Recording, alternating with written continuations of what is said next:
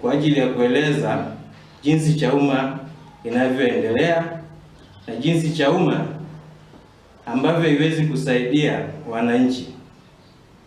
Sababu za kuita waandishi wa habari leo hii, nataka kurudisha kadi ya Chauma na nihamie Chadema.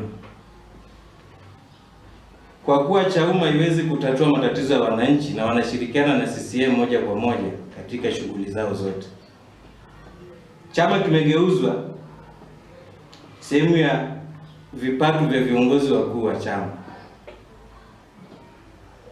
Tulikuwa Golden Tulip, ilikuwa ni mwezi wa 5 mwaka huu.